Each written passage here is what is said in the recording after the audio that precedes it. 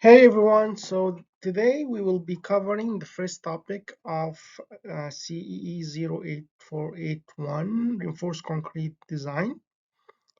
This topic will focus on introduction to the course, materials, and analysis. So this course is senior level course, which is elective. We're going to start September 5th, 2023. It ends December 21st, 2023. Here you can find my instruction information, my email address, my phone, and I do have open door policy. I appreciate if you can ahead of time email me so we can make sure that you will have time to meet me because I'm all over the labs in the university. The objective of this course is to understand um, fundamentals of reinforced concrete behavior, analyze and design reinforced concrete beams for flexure strength using ACI, analyze and design reinforced concrete beam using fundamental principles and alternative materials, design shear reinforcement and design reinforced concrete structure for shear, determine and specify required reinforcement development length, calculate deflections, and meet serviceability requirements. In general, we may or may not be able to do analysis for slabs, but if we do, we will do one-way slabs. We also gonna cover short columns and get familiar with principles of pre-stressed concrete, which is class that we're gonna be offering in spring 2024.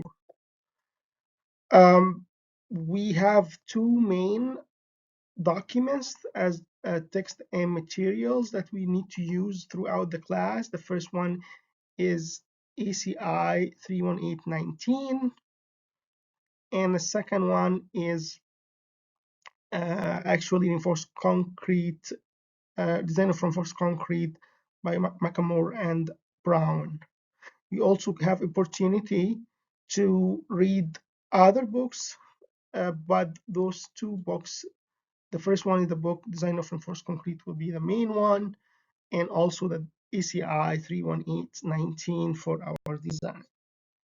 Here you can have the schedule layout of the class, and this you can access it on Canvas.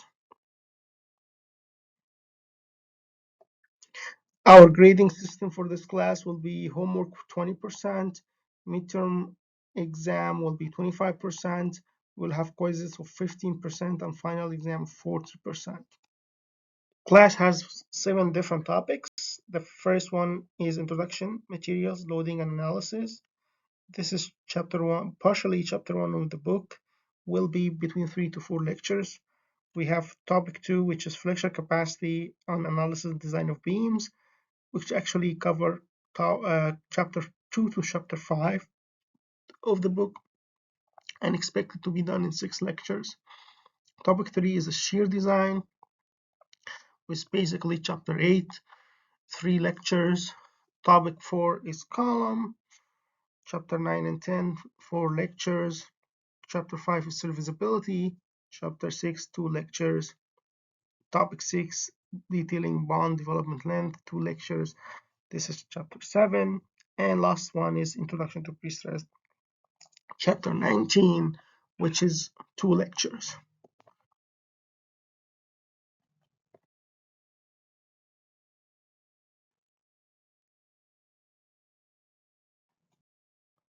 Let's start with materials.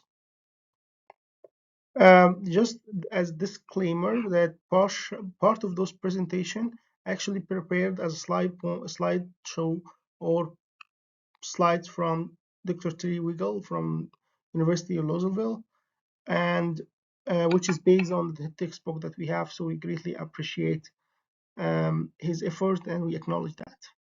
So concrete ingredient includes, let me switch from pointer to pen, include aggregate, either coarse or fine. You can see here the aggregates, either large aggregate or fine aggregate, which is mainly sands. We also have cement, and sometimes we use supplementary cementitious material mainly to reduce usage of cement for sustainability. And you can see here different type of cement or supplementary cementitious material, from fly ash to class C, class F, slag, and silica fuel. You also use admixtures, flowability admixtures, for example, high range water reducer, air entraining, etc. Some concrete also use different type of fibers. If you need to see the composition of the concrete after it's hardened, include coarse aggregates, include fine aggregates. It actually have water that initiate the reactions between cement, and you have cement, and also you have air. As concept, concrete alone cannot carry so much loading under flexure. That's why, if you can see here, if you have unreinforced beam, you will always have main crack. This crack get very wide and fail right away, so the capacity of the concrete, not reinforced concrete, is very little. However, if you have reinforcing bars, you have multiple cracks, and concrete start to crack. However, the crack engage reinforcement. The reinforcement is going to carry the tension. Concrete is good in compression. That's why we have reinforced concrete structures. Advantages of concrete include high compressive strength relative to unit weight, high resistance and effect to fire and water. Reinforced concrete structure have high stiffness, low maintenance cost relatively to other materials such like structural steel, uncoated. Reinforced concrete structure have long service life. Reinforced concrete often only economical material for footing, floor, basement, wall, and piers. Reinforced concrete offer architecture flexibility. Reinforced concrete has local materials such as cement and aggregate.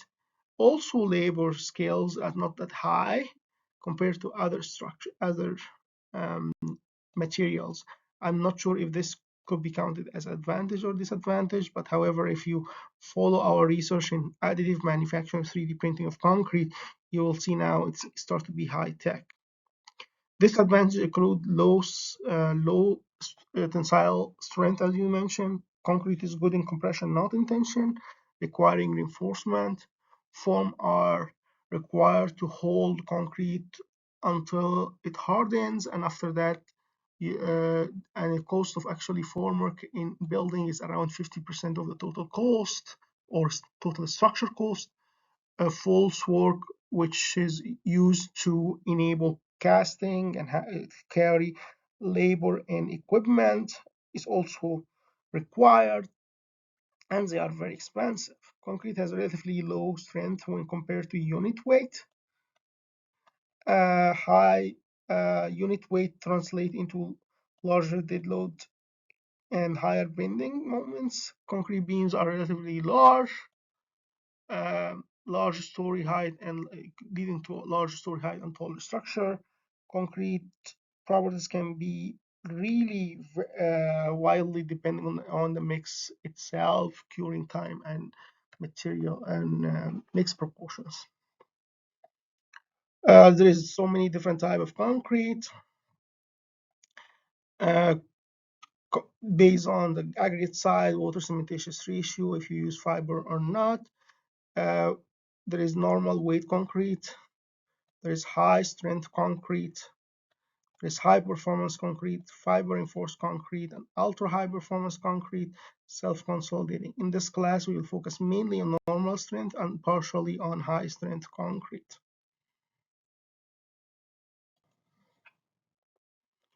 Type of cement, we have cement type 1, which the name of the cement is all-purpose cement.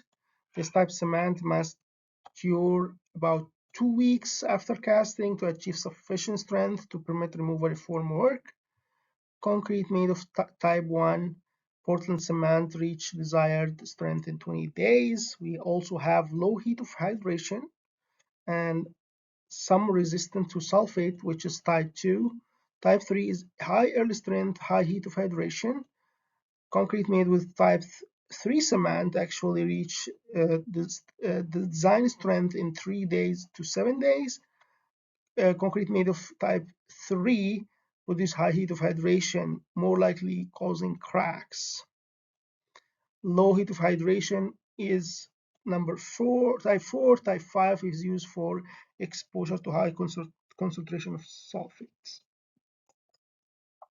We also have different types of mixtures. The first one is air entraining. Air entraining is meant to add air bubbles in the concrete, as you can see here.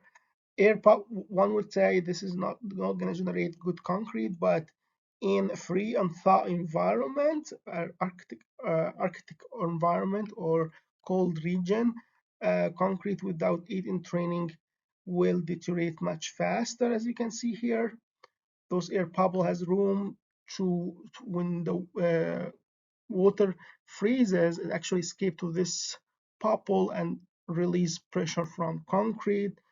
We usually use air entraining in any location where you expect freeze and thaw.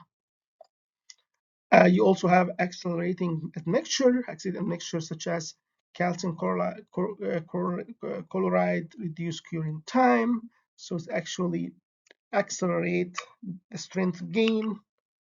Retaining admixtures actually do slow rate of setting and reduce temperature increase. Retarding admixture usually useful when large amount of concrete is placed to avoid having cold joints. Retarding admixture prolong the plasticity of concrete, increase bond between the pores. This for you don't have any cold joints. You also have different types of admixtures. A very famous one is high range water reducers, sometimes commercially used as superplasticizers. Superplasticizers are made from organic sulfates. Superplasticizer maintain workability with reduced water cementitious ratio. So if I mentioned before that we have high strength concrete and ultra high performance concrete, we usually use lower water cementitious ratio to get higher compressive strength and performance. That's why in a very low water cementitious ratio, you will need super plasticizer to actually extend workability. Super plasticizer used to produce self-consolidating concrete, what's called SCC.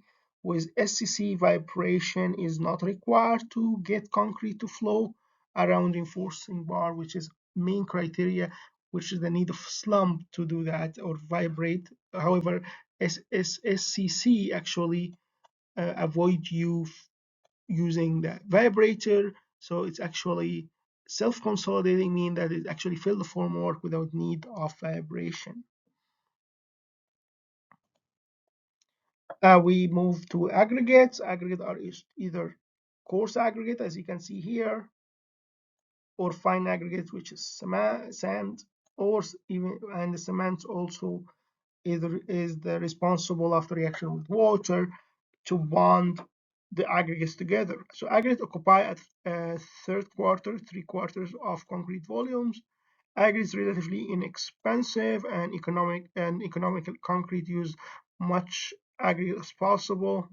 Concrete aggregate consists of fine component sand and coarser ones, which is aggregate. Sometimes in old days use gravels. Aggregate the pass number, sleeves number 4, considered to be fine aggregate. However, retained in sieve number 4 is considered large aggregate, which is typically 3/4 inches. In order to choose the aggregate size, if you go to ACI, here I have code alert, ACI is 26.4.2. In order to decide on the aggregate size, you have to first find dimension I, which is a narrow dimension of the beam, and divide this number by 5.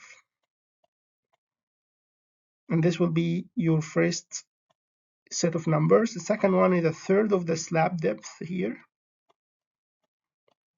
and the third one will be if you have the clear spacing between the rebar here, you take 3/4 of this distance, and you actually, after you calculate all this distance, you take the least. And this to allow the concrete and aggregates to fill your formwork and actually go through the rebar, so they don't start accumulate over the rebar and only the fines pass. So that's why you use either 1/5 of the shortest distance, 1/3 of the slab depth, or 3/4 of the clear spacing between rebar. For concrete properties, if you remember in steel class, the main properties that govern most of steel is yield strength of steel, structure steel. However, in concrete, we measure everything against compressive strength. It is a main measure. We also interested in modulus of elasticity for deflection calculation, and especially pre-stressed concrete too. Tensile strength, modulus of rupture, Poisson ratio, shrinkage, and creep. So we will start talking about every single property. The first one is compressive strength. You can either use cubes or cylinders. The standard ASTM is C39/C39M. For cylinders, you always use 6x12 or 4x8. And if you have ultra high performance concrete, you can go up down to 3x6. As you use larger aggregates, you actually use bigger molds. Cylinder preparation, we either use sulfur capping to ensure that the top surface and bottom surface are really flat when we load the specimen. However, if you go to high strength concrete or ultra high performance concrete, sulfur capping portion will be weaker. That's why it should be grinding for preparation of the cylinders. And as you can see here, there's the test setup that is on the right side, on the left side, and you also can see here clearly the apparatus for measuring the elastic modulus, which we can discuss later. Here you will have different mode of failures. One of the failures is to create for prism, as you can see here, and this is a kind of preferable mode of failure. Any compressive strength, if we are able to continuously measure the strain against stress. Strain actually is based on the deformation in the apparatus that I mentioned earlier, divided by the gauge length between the apparatus points, and the stress is the force applied divided by area. You can actually draw the curve, which is strain horizontal axis. In the vertical axis, you have stresses. The peak value here will be the F prime C, or compressive strength. So this value, we'll call it F prime C. Theoretically, up to 45% of F prime C, you will expect the end of elastic region, or region of that you can measure modulus of elasticity here, slope of the curve. If you pass this region and unload, you will have permanent deformation or strain. Once you reach the maximum compressive strength, you will very sooner have the cylinders to break, because there is no much ductility on the concrete unless it's reinforced. Here on the right side, you can see stress strain curve of different concrete: 3 KSI, 4 KSI, 6 KSI, 7 KSI, 9 KSI, and 12 KSI. Another measure is modulus of elasticity or Young's modulus. Remember, when we design a structure, we actually don't know exactly what will be the F prime C or compressive strength. So we usually start with assumption that we will get, let's say, 5 KSI or 5,000 PSI. However, the code actually link most properties to the F prime C. Here, for example, if you go to ACI 19221, you will see that the general equation that get a relationship between the modulus of elasticity and F prime C. Here you can see it is gamma C, the unit weight of concrete, which range from 140 to 160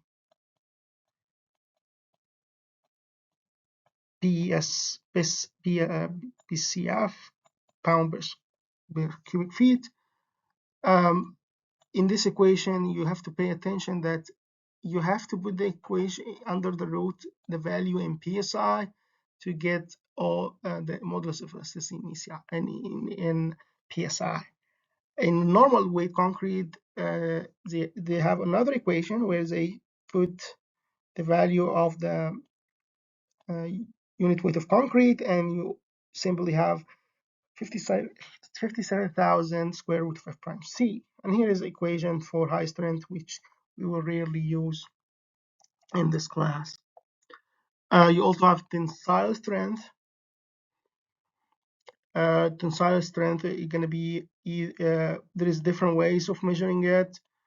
There is no unified test for it. That's why you have either indirect tensile test or direct tensile test or strength test.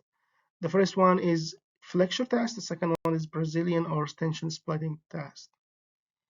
So basically what you measure something else, and you link the properties to the tensile strength. So in the flexure test, as you can see here, you have a beam that's 4-point loaded. And the dimension is, you have two loads, P over 2 and P over 2. And you have the span divided by 3. And the depth is span over 3.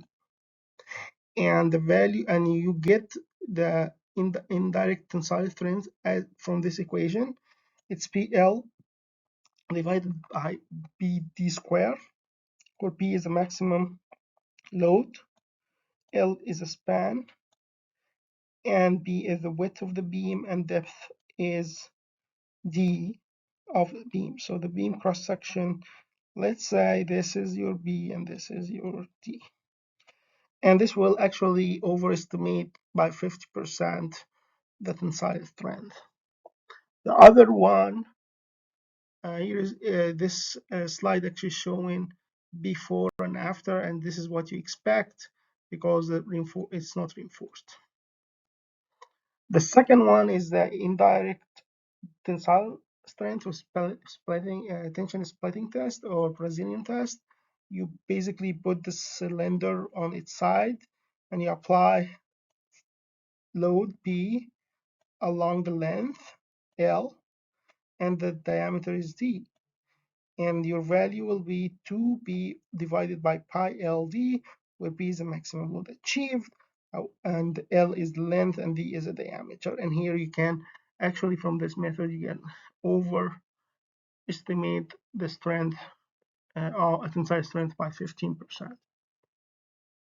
You also have the direct tensile, and direct tensile where you will have to form a specimen. Let's say this is a dug bone specimen and other kind of small dug bones. You clamp them and you apply direct tension, and from there you can get the direct tension value. And as I mentioned before, there is no standard test, and there is, from literature, different researchers that came up with different dug bone sizes. Modulus of rupture is very close to in the flexure test, is TMC 78. However, it actually restricts you in the dimensions. So you have to have a length of a beam 30 feet, cross section 6 by 6, and this you have to generate a span of 24 inches. So you'll have 3 inch here and 3 inch there, and it's loaded as 4-point load. And the equation, as we discussed before, it is modulus of ruptures is PL over PH square. And if you want to use the ACI, there is equation 19231, which give you f prime c as a function of f prime r prime r, or f r as a function of f prime c, modulus of rupture f r as function of f prime c. So if r is equal to 7.5 lambda square root of f prime c. And lambda is factor for considering lightweight or normal weight. Normal weight always gets you factor of 1. Lightweight is, if your unit weight is less than 100, is 0.75, and after that it ranges. Also, table 19241 give you some estimations of your lambda value. If you are using normal weight concrete, your lambda is 1. Make sure that you have the same approach as whatever under a square root has to be in PSI to get FR in PSI. Poisson ratio is ratio for lateral expansion or contraction based on the compression and tension. Any specimen that you will have in any material, when you apply compression, it deforms axially, so it has to expand laterally under the compression and vice versa under tension. So the Poisson ratio is the ratio of lateral deformation to the vertical or axial deformation. And typically we use 0.16. If you have low strength concrete, you may have more lateral strains or deformation. So your value will be 0.21. If you have high strength, it could be 0.11. Continuing properties of concrete, going to shrinkage. One other very important properties of concrete is concrete shrinkage. The first shrinkage is actually called plastic shrinkage, which take place before cement, paste, or mortar or grout or concrete sets. And it's a result of volume of water evaporating from the volume of concrete. So before the cement or concrete start to set, due to the ambient condition or temperature, volume of water actually evaporates and causes the shrinkage of the concrete volume. The chemical shrinkage actually is during the hydration process, free liquid water is bounded by chemical process into solid hydrates, calcium silicate hydrate or CSH. So this is the shrinkage that happened due to the actual chemical reaction. This conversion to bound water can result in total reduction in volume. Autogeneous shrinkage is a change in volume due to chemical process of hydration of cement exclusive of effect of applied load in either thermal condition or moist condition. This shrinkage is largely observed prior to setting because the final setting has once final setting has initiated, the concrete volume is sufficient enough to resist this shrinkage. So this is basically the shrinkage that apply to the plastic concrete, and the concrete that have enough strength to resist that. Once it sets, it's able to resist that.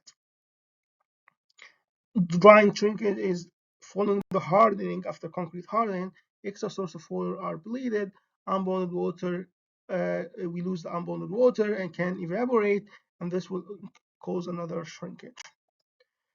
Creep is properties of so many materials, especially concrete, and it's deformation related to sustained load.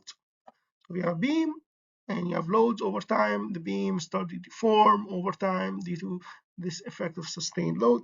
Creep, also called plastic flow. Creep deformation may be 2 or 3 times the instantaneous deformation. 75% of creep happens in the first year. Creep is dependent of the stress level. Creep can reduce the strength by 15-25%. Longer concrete cures before applying load is less creep. High strength concrete experience less creep. Creep increase with increasing temperature. The higher humidity, the smaller creep that you will get. The higher water cementitious ratio or cement ratio, The higher creep you get, the presence of compression steel reduce creep. Large member creeps less than small members. If you move from concrete to reinforcement, you have different type of reinforcement. Let's say, according to ASTM, you have ASTM A615, you have ASTM A706, you have ASTM A1035, and different. And the difference are you have carbon steel, you have low alloy steel, you have low carbon steel, and epoxy coated steel.